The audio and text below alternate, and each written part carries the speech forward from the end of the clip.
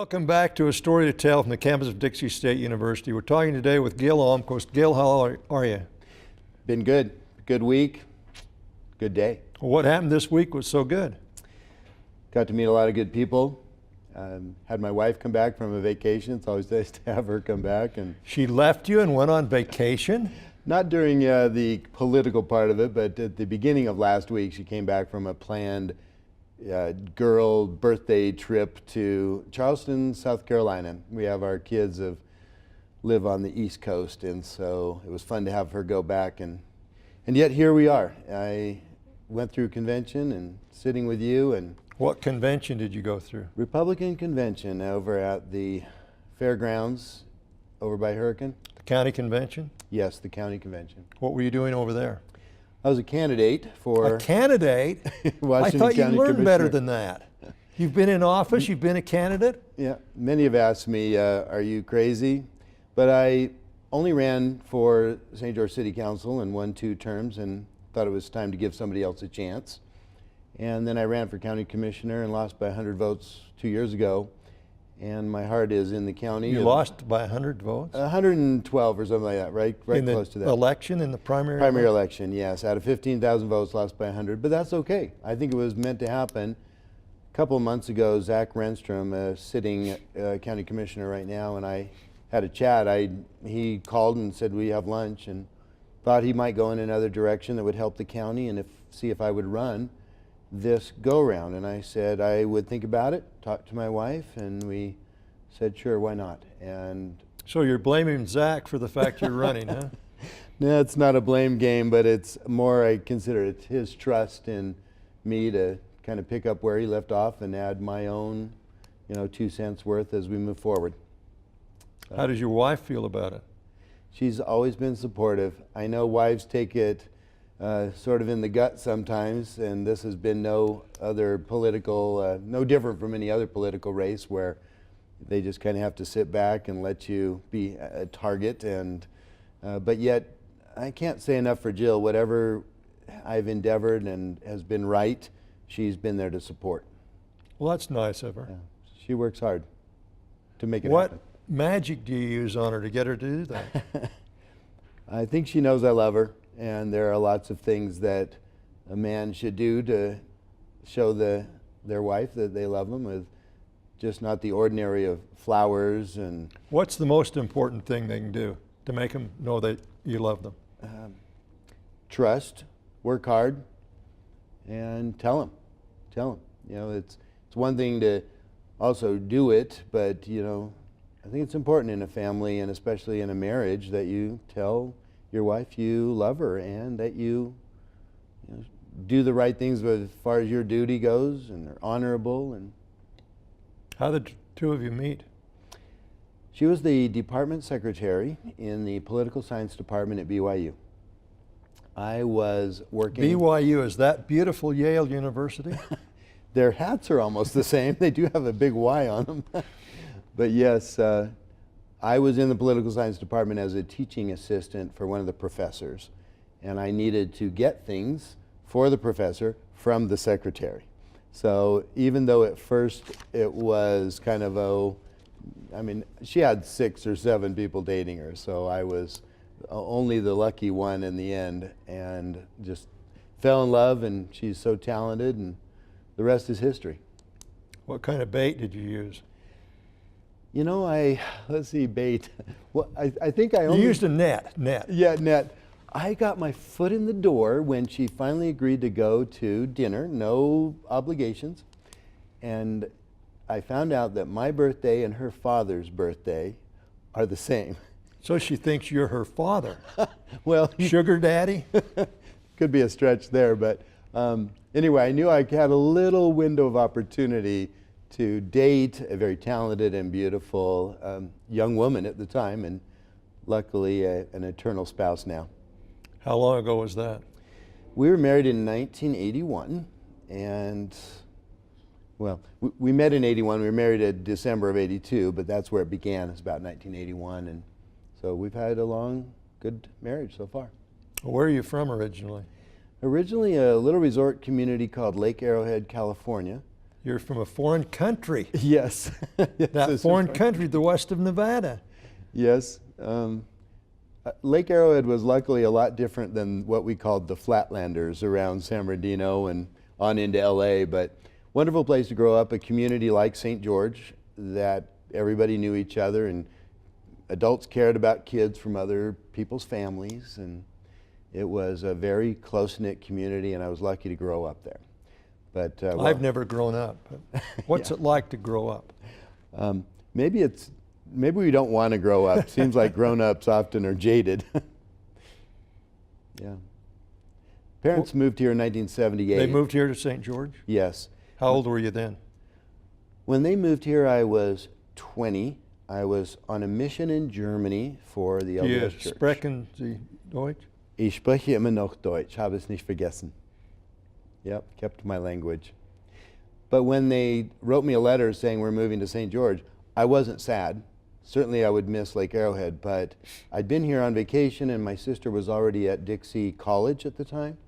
And so we'd visited her many times, and I fell in love with Red Rocks and hikes and the hot springs and you name it, wherever my sister and I would jaunt off to. And so my parents moved here in 78 and I came here in 79 after my mission. What prompted you to go to beautiful Yale University? I had a scholarship, and they had an interesting international relations program that I really liked because I love a couple of things. I love maps, I love the political scene of international maneuvering and politics, and a couple of professors up there were really intriguing to me. They also would give me credit for my German language. That helped in my humanities side of, you know, They gave you fulfilling. credit? Yep, you have to take a class, and you have Oh. to pass the class, and you have to show that you're not just able to speak the language, but you understand the culture and traditions of the country as well. How So much credit did you get for that? I don't know what it is now, but I think it was like 16 credit hours. Wow. It was amazing, and you earned it. Okay. But nevertheless, I had a great time there. Then I got a master's in business and geography, and we were going to go to the East Coast and run the first computerized map-making machine for, of all people, the CIA. And Uh-oh. I told him, I said, So you're a Spy. secret member of the CIA. here's what happened. There were only two in existence. One was at BYU. And just playing around with Professor Tom Hinckley, we figured out how to run it, and we started making maps. And so when CIA came knocking, I said, I'm not doing any spy stuff. And they said, that's good, because all we want you to do is make maps. But when I got there, they wanted to put me in their economics analysis department, and it just wasn't the right fit. So we came back to St. George. My wife cried for 3 weeks, and She wanted to stay on the East Coast? she just thought maybe coming to St. George was not exactly what she had in mind for her life. Where is she from? West Covina, Southern California. Another foreigner. Another foreigner. Nevertheless, Have you guys been naturalized? Are you citizens? yeah, we are Utah citizens, yes. But we've raised 3 kids here, and I landscape. You might say, well, that's quite a jump to go from a master's degree in geography and business to landscaping, but I enjoy being outside and creating beautiful yards for people and meeting a lot of people. Are And you still doing that? yes, every day. And I love it. Never grow tired of it. Well, you're going to continue to do it if you're a commissioner? That's the one trade-off that is maybe sad to some, because I do like landscaping, but I would have to give it up. The commission job is basically full-time. Luckily, I have a foreman that's been with me 16 years, and he will take it or buy it or something, but he doesn't really need me every day to do what he's doing, and with our good So clients. he does the work and you get the glory, huh? You might say that. I work too. I'm sure you do. What got you into landscaping? Well, my mom, when I was 10 years old, came to me up in Lake Arrowhead and said, I got you a job. And I said, I'm 10, do I need a job? While she was teaching piano up the street, I was watering the plants in a nursery just down the road. And then she'd pick me up and we'd go home. And I thought it was pretty cool for a 10-year-old to be earning $1.35 an hour. And so, yes. And so by the time I was 13, the owner's wife had a baby. She didn't want to be there anymore. And so I ran the nursery for the summers when I was 13, 14, and then 15 put on a sprinkler crew, and 16 put on a maintenance crew, and learned it from the ground up literally. And so it was always a fallback to go and do something like that if anything else didn't turn out. And you know what? It was the best thing to have a job as a 10-year-old watering a nursery. Must have been in your DNA. Yeah. Yes. I loved it and love it still. Tell me about your political ambitions. You going to be governor someday? I don't think so. I have no ambition but to serve the citizens of the county. I know that sounds so cliche, but that's it. The proper answer to that is, I'm not a candidate and neither is my running mate. Okay, fair enough. That leaves it open. Yes, it does. What are you going to do if you're the commissioner? Well, there's a lot of things that, like I said, Zach is already working on travel and tourism. He's working on water issues. Why do we need to work on tourism? Oh man, that is the best gem. We're overcrowded. We can't even drive down the street. There are people waiting in line at every grocery store. Why do we need to bring more people in? You know, the economic vitality of any community is how many times a dollar turns over. And most economists agree that if a dollar turns over, in other words, I pay you you sell me a car. And so you take the money from that car and you go buy groceries with it. Well, the grocer buys furniture and the furniture person buys, a car. You see what I'm saying? That round dollar working. I've heard that phony story before. I'm kidding you. Well, every time that dollar lifts something, it raises the economy's value, right? And most economists agree that we have to invite new dollars into an economy, and tourism brings that. Value-added businesses bring that. In other words, we don't need somebody to compete with an existing business, but somebody who's going to do something brand new, and that's called value-added industry. What are some of the brand new things that could come in that we don't have here?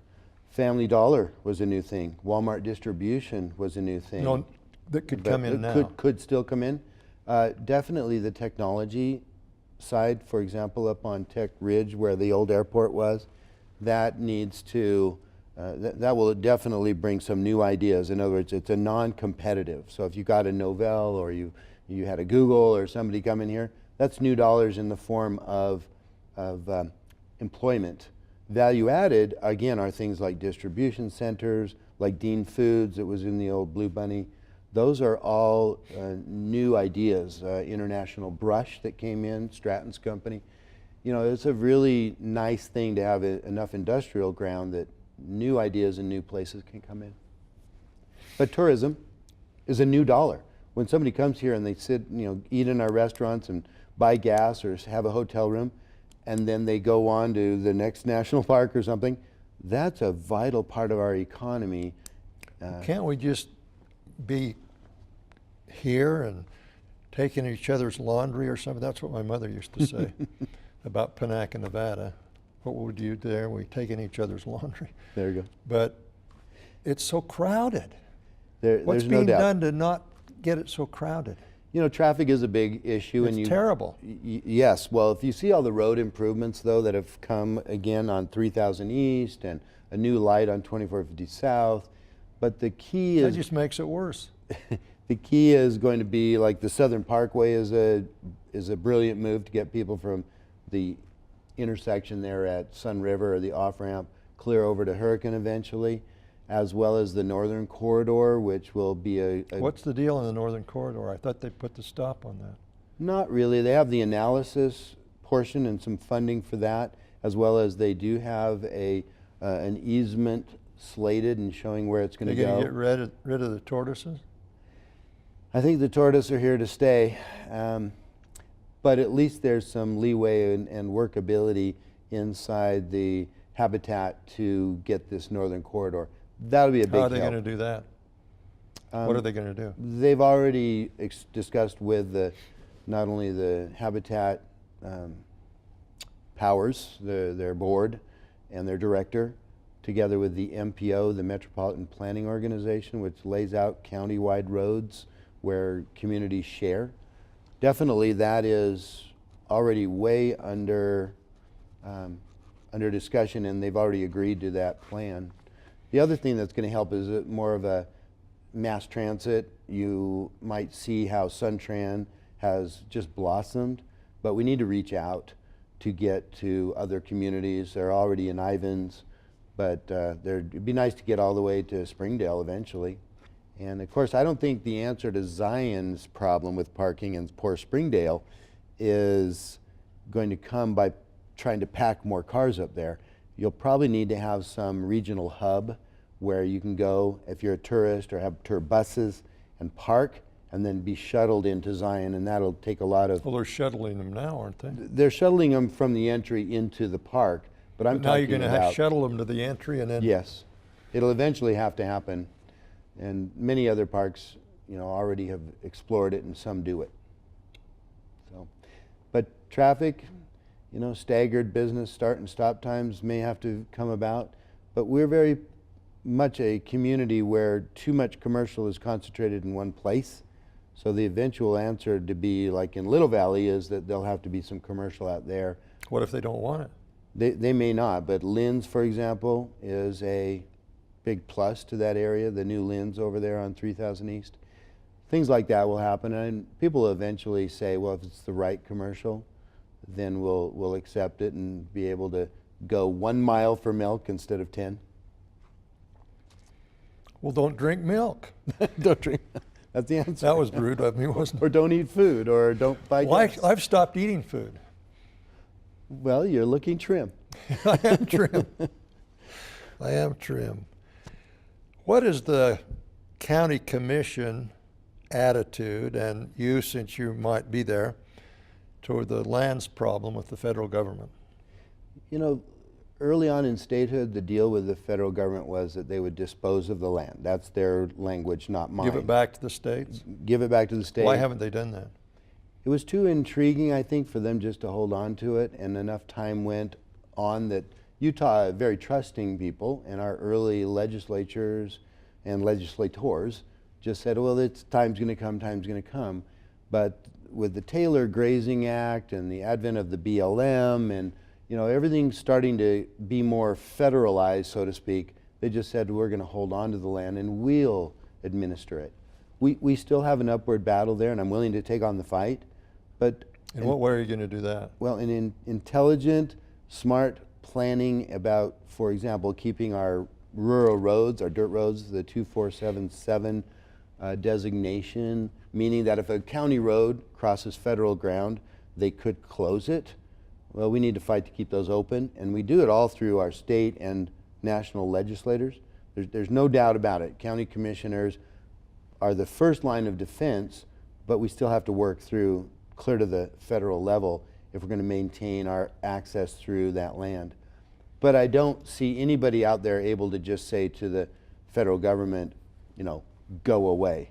That'll only cause them to dig in. But with gentle persuasion, statesmanship, diplomacy, we've already made some good inroads, and that is a positive as far as maintaining access, maintaining our water rights, because we can't have them say, well, water that comes off of a wilderness needs to just go on down all the way to the Pacific Ocean. You and I know that's not going to happen. But they were proposing that. We need that water, and therefore, things like that we need to win on that federal level. What about the water situation? Everyone's crying about this Lake Powell pipeline and the cost. Well, of course we're going to have a pin down a cost on it. Are they going to ever be able to do that? They will, but like anything, I built a house, I had to put it out to bid, but I really had to design the house first.